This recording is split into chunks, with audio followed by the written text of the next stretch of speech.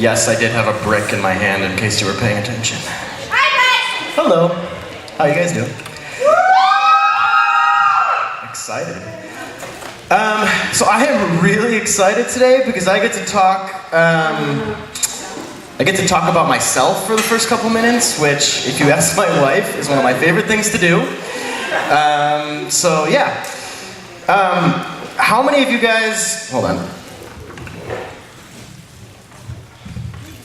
That was bothering me. All right.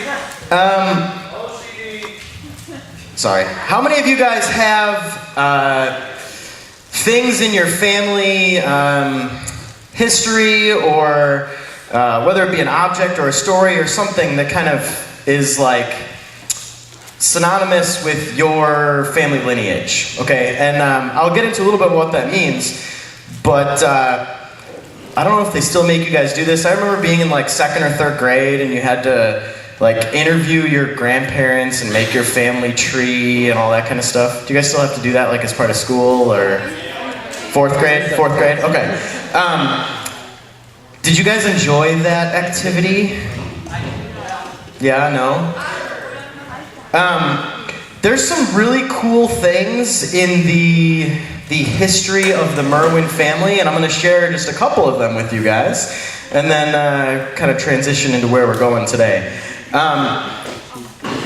So I know a lot of times they'll ask you, like, where are you from? What nationality are you? I find it really funny that nobody really wants to say they're American. Like, even if they've been here forever, people still have to say they're from somewhere else. Unless you're like Jen and you're Native American. But most of the time, even though it's been long enough period of time, we still like to associate our lineage with somewhere else. In my family, the Merwin family has actually been in this country since 1623. So I would guess at that point you could probably say that yes, I am an American. There is actually a society of people that have kept track of our family tree. I know if you watch TV and stuff, you see these ads for like this Ancestry.com and everything else. If you go to my parents' house, on their one bookshelf, there are 3 books about that thick.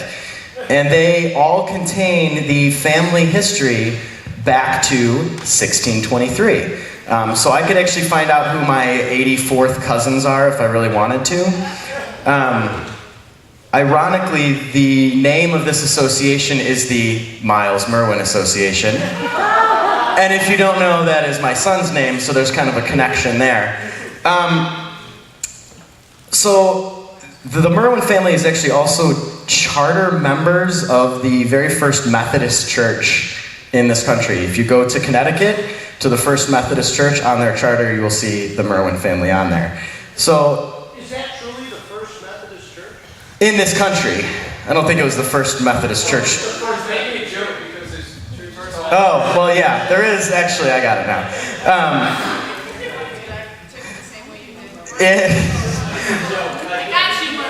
Most of the Merwin family settled in New England and like the Connecticut area. And in the early 1900s, they started and for almost a century operated a pretty successful masonry company. Thus, the brick, you can actually see it has my name on it. How many of you have a brick with your name on it? Besides Michelle, I guess that's her name too.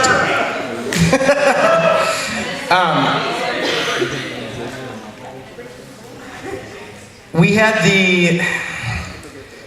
the unfortunate event this past year that my grandma passed away. And one of the coolest things growing up, going to my grandma's house, is there was all sorts of stuff that's been passed down through generation to generation to generation. My grandma's house, it wasn't like dirty, but it was like borderline hoarder. And it was all cool stuff. You want to talk about like a little kid walking in and just being like, oh, there's so much cool stuff that I could just play with in this house. And I mean, every time you turn around, my grandma would have a story of where something came from. Furniture that came out to the Chicagoland area on covered wagon before there were cars, and just all sorts of cool stuff. And a couple of those things have kind of matriculated down to Michelle and I, and a bunch of the stuff my parents have. And we're talking about this story of how we're all part of God's story. And I started thinking, why do we put so much emphasis on some of these things, or on this connection to the past? You guys may not be quite there yet, but I'm sure if you talk to your parents, there's something where it's like, this is what connects me to my parents, to my grandparents, to my great-grandparents. It may be an object, it may be a story, it may be something as simple as, oh, that's their temperament, or whatever. I think we use it as an excuse sometimes, but we want to remain connected to those people in our past. And what we're going to talk about today is we're going to talk about all of those characters that you guys are all connected with, and those are all the people that are in the Old Testament. Believe it or not, as part of God's family, we are connected to all of them. And I think we can learn a lot about our relationship with God, and about what it means to have a relationship with God by looking through all the stories and all the characters in the Old Testament. So today is going to be like the Old Testament on steroids. We're going to try and cram the entire Old Testament, all 39 books, into the next 25 minutes. So be prepared. And I thought, especially since we're getting close to the end of the year, I thought, what better way to do that than to kind of see what you guys already know. So in a second here, don't run right away, in a second here we're going to go into team time, and I actually broke down, your team leaders all have list and maybe a little description of about 23 different major events that happened in the Old Testament, and you guys are going to try and put them into chronological order. Right? We're excited. The second thing we're also going to do, and this is going to be a test to your Bible knowledge, is we're going to see how many of the books in the Old Testament you guys actually know. If we're all part of God's story, I think it's important to know what that story is, right? Your leaders are instructed not to help. Also, no phones, electronic devices. We don't want you guys to be cheating, so I hope you guys aren't looking up the answers already over there or anything. And I was told that we are going to give points to the most correct team on this.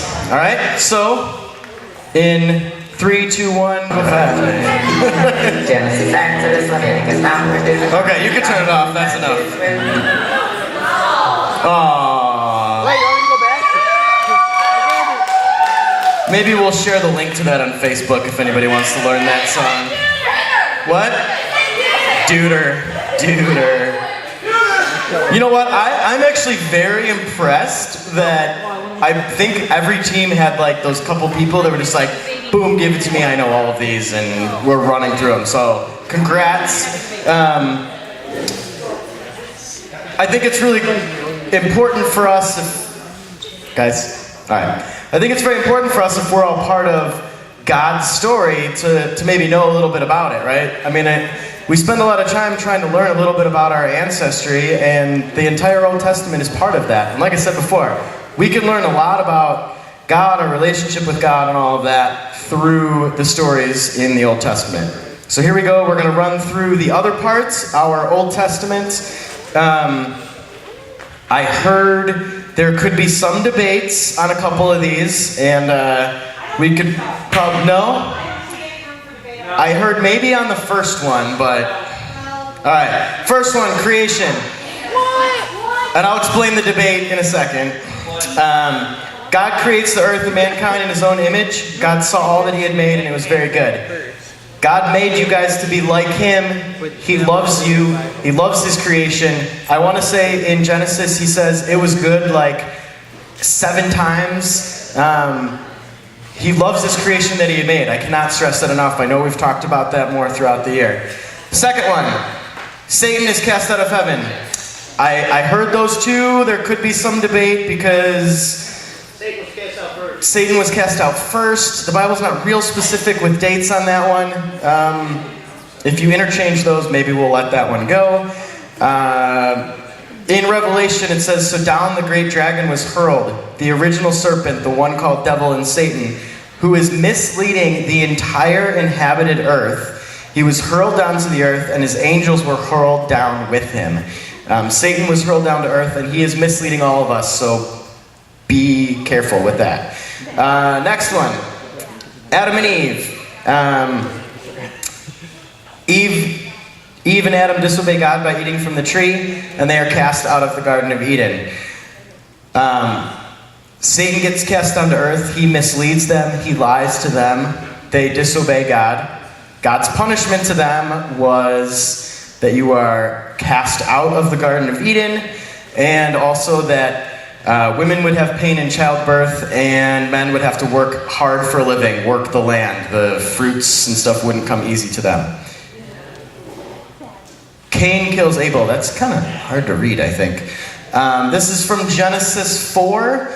But if you do not do what is right, sin is crouching at your door. It desires to have you, but you must rule over it. Now Cain said to his brother Abel, let's go out to the field. While they were in the field, Cain attacked his brother Abel and killed him. Then the Lord said, what have you done? Listen, your brother's blood cries out to me from the ground. Now you are under a curse and driven from the ground, which opened its mouth to receive your brother's blood from your hand. When you work the ground, it will no longer yield its crops for you. You will be a restless wanderer on the earth. Ouch. If God came and said that to me, I would be terrified. Your brother's blood cries out to me from the ground. I mean, it's pretty clear whose side God is on here in this situation. Cain says to the Lord, my punishment is more than I can bear. Today you are driving me from the land, and I will be hidden from your presence. I will be a restless wanderer on the earth, and whoever finds me will kill me. But the Lord said to him, not so. Anyone who kills Cain will suffer vengeance 7 times over.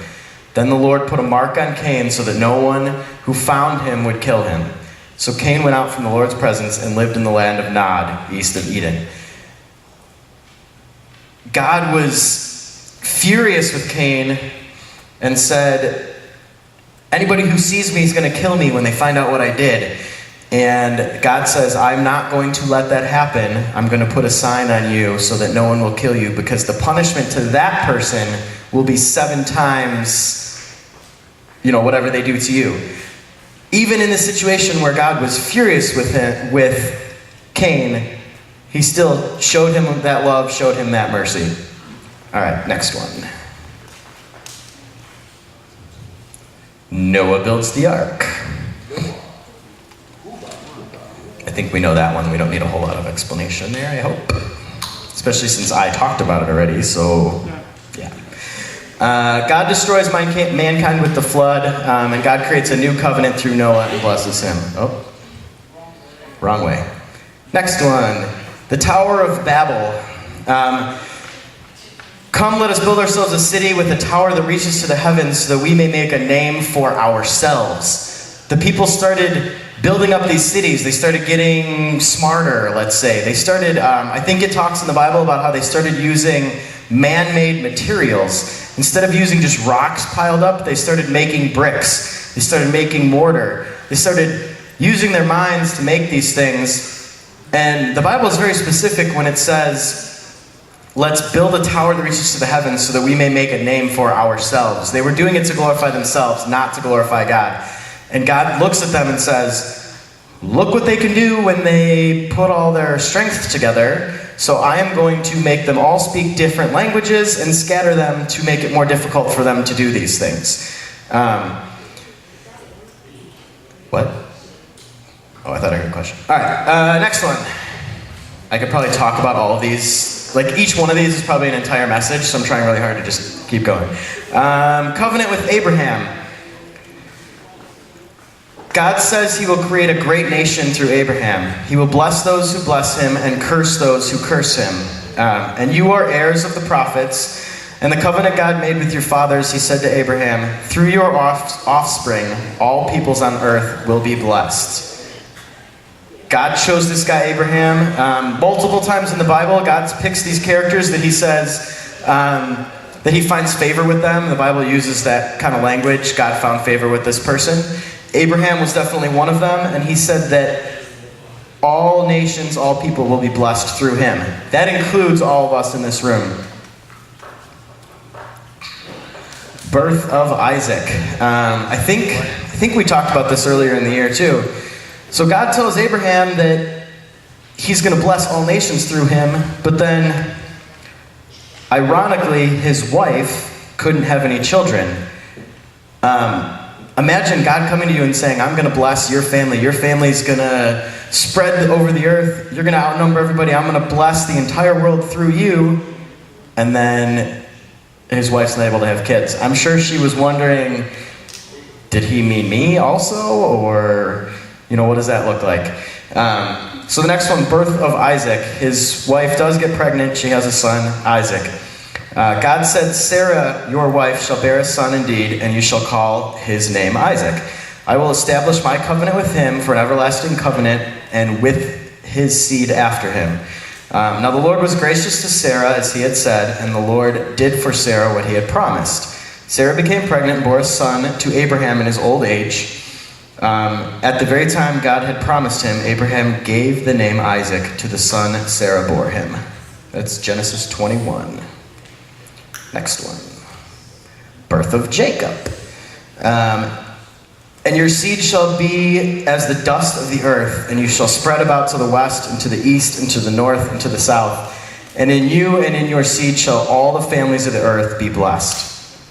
God takes that covenant that he had with Abraham, he passes it on to his son Isaac, and then Isaac passes it on to his son Jacob. You can see this promise that God made for his people, which again includes all of us in this room. He's continuing to restore that as we progress through the Old Testament. So much so that Jacob's name is changed to Israel. God said to him, your name is Jacob, but you will no longer be called Jacob. Your name will be Israel. So he named him Israel. Like God could just... I wonder if God did that often, actually he did that quite a bit. I wonder if God does that anymore now, comes to people and says, I'm changing your name. That'd be cool. All right. Sorry. Wouldn't that be cool? I know, right? That's okay. Next one, 10 plagues are brought against Egypt. So the people of God, they start to prosper. They start to become more and more numerous. But at this point in time, they are living in Egypt, and most of them are slaves. So even though they're continuing to have children and grow in numbers and everything else, they're not free. And I don't mean free like the American version of the word free sense. They're looked down at. They're looked at as second-class citizens. Not the greatest lifestyle. And the plagues are brought against Egypt to show them, hey, let these people go. I don't know if hopefully you guys are all familiar with that story. And Pharaoh, after the plagues, is like, okay, we don't want you anymore. Get out of here if this is what your God is going to do to us. Next one, the Hebrews are freed from Egypt. This is God taking those people that he established that covenant with. He said, all people are going to be blessed through you. And I'm sure at some point in time they were like, okay, but why are we all slaves? What's going on here? And God had an answer for that. He said, I'm going to free you from Egypt in a very unconventional way. He showed his love to them by giving them a land of their own where they could continue to prosper. And so they're freed from Egypt.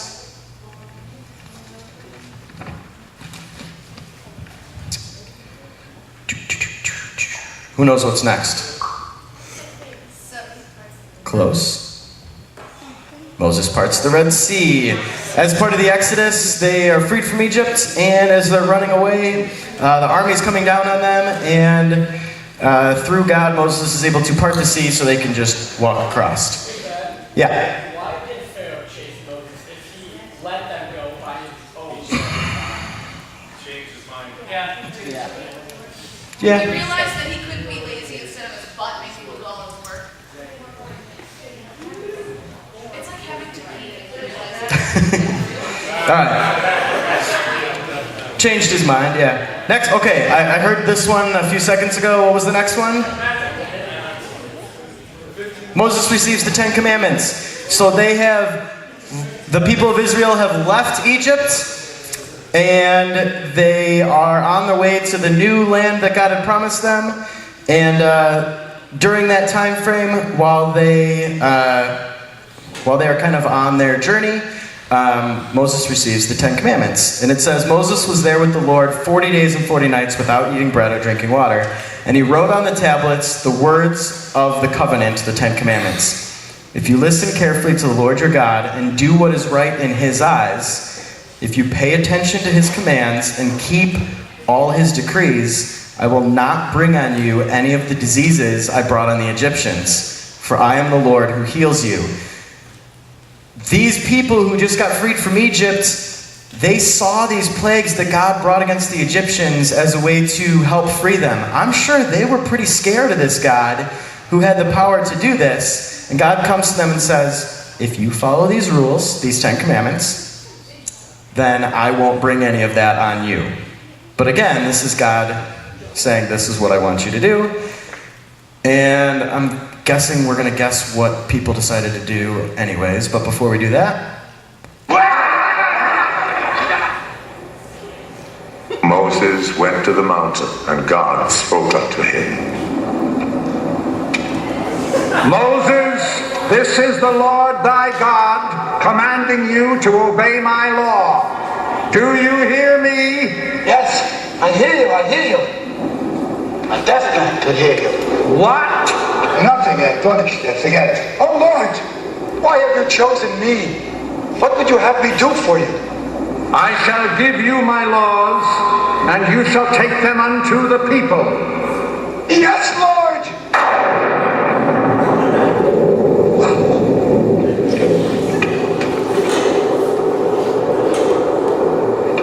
Lord, I shall give these laws unto thy people. Hear me! Oh, hear me! All pay heed! The Lord Jehovah, has given unto you these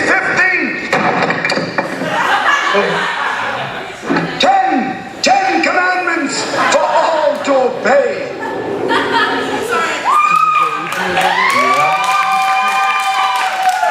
oh, that's Mel Brooks' sense of humor. Gotta love him. All the times you see the videos, did you notice that the sound effect for the rocking the ground was before it hit the ground? I didn't even notice that, but... all right, so next one. Moses receives the 10 Commandments. God says, this is what you should do. And then, what do the people do? They get lost for 40 years. No. They break all of God's commandments, and he gets angry with them, and he says, look, you saw me free you from Egypt, and as your punishment for disobeying my commandments, you will never enter the promised land. Basically, the 40 years is so that none of those people will be able to enter the promised land. They'll have to wait for their children to be able to do that. Right? Whoops. The Lord's anger burned against Israel, and he made them wander in the wilderness 40 years until the whole generation of those who had done evil in his sight was gone. Next one. So you get an entire new generation. All of the teenagers of these people in the desert finally grow up, and they are able to conquer Canaan, and Israel eventually grows to become a world power. So God still keeps his promise that he said before when he said, I'd give you a land of your own. He just makes them wait an entire generation before he'll do that. Next one, we get to the reign of King David. David found favor in God's sight and asked that he might find a dwelling place for the God of Jacob. God liked this King David. King David found favor with God, and God built up nations through King David. The people of God were prosperous through him. And then he passes his throne onto his son, which would be the reign of King Solomon, who had a soft spot for the ladies. The Lord became angry with Solomon because his heart had turned away from the Lord, the God of Israel, who had appeared to him twice. He had 700 wives of royal birth and 300 concubines. And his wives led him astray. As Solomon grew old, his wives turned his heart after other gods, and his heart was not fully devoted to the Lord his God, as the heart of David his father had been. God was building up this great nation, and through this lineage passes it on to this King Solomon, who, because God had even warned them, I think before this, he'd even warned him not to associate with certain types of women because